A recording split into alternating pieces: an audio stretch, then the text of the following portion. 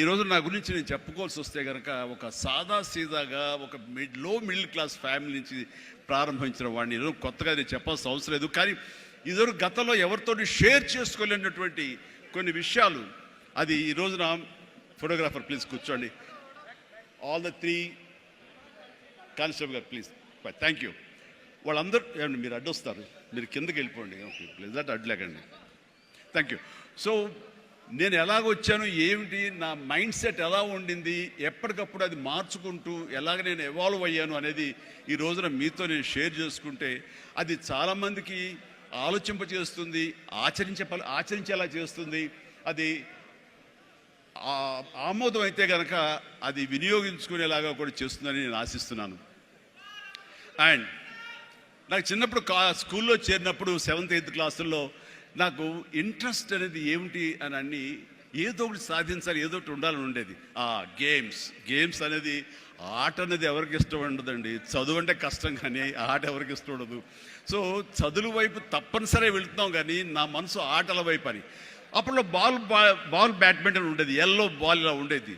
So 1-2 రోజులు ఆడిన తర్వాత 3వ రోజు ఎవడో ఏవో తెలియదండి, సరిగ్గా కొడితే అది నా కంటికి తగిలి కళ్ళు వాచిపోయింది. ఆ తర్వాత మళ్ళీ ఆ గేమ్ వైపు వెళ్ళలేదు. సరే వాలీబాల్ ఆడదాం కదా అంటే వాలీబాల్ అవతల షాట్ ఎగిరి కొట్టినప్పుడు నేను ఫింగర్స్తో టచ్ చేశాను. ఇలా టచ్ చేస్తుంది, ఫింగర్తో టచ్ చేస్తే మొత్తం 7 వంగిపోయినాయి. ఆ ఆట అంటే భయం వేసింది. క్రికెట్ అంటే ఆడెవడో మనకు బాల్ తీసుకొచ్చి నా బొట్టనవేలు మీద కొట్టాడు, బొట్టనవేలు వాసిపోయింది. ఏంటి మన గేమ్స్ అచ్చొచ్చేలా కనపట్లేదు, నెక్స్ట్ ఇది కాదులే అనుకున్నాగా ఎన్సీసీ అనేది, నేను ఎక్స్ట్రా కరికులర్ యాక్టివిటీస్లో పార్టిసిపేట్ చేయాలని నాకు ఎన్సీసీ కనిపించింది.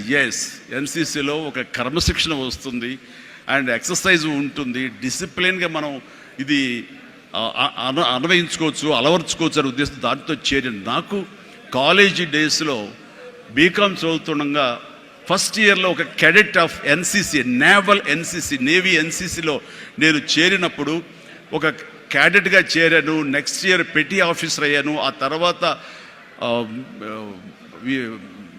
క్యాడెట్ కెప్టెన్ అయ్యాను. ఆ తర్వాత సీనియర్ క్యాడెట్ కెప్టెన్ని 3rd ఇయర్లో అయ్యాను. అవ్వటమే కాదు, ఈ ఇంటర్నేషనల్గా నేషనల్ వైడ్గా జరిగేటటువంటి మన ఆర్డీసీ క్యాంప్ రిపబ్లిక్ డే సెలబ్రేషన్స్లో మా రాష్ట్రపతి రోడ్డు మీద నేను మన సైన్యంతో పాటు నేను కూడా కవాతు చేయడం జరిగింది. వాట్ వండర్ఫుల్ ఎక్స్పీరియన్స్ అంటే, ఓ పక్క నుంచి ప్రధానమంత్రి గారు, పక్కన ఇందిరాగాంధీ గారు అప్పట్లో అండ్ ప్రెసిడెంట్ వాళ్ళందరూ ఉన్నప్పుడు వాళ్ళు నడుస్తుంటే ఇది కదా మనం సాధించామంటే అనుకునేవాడిని.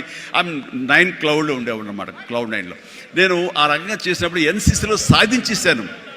మా వీడియో మీకు నచ్చినట్లయితే please like, share and subscribe.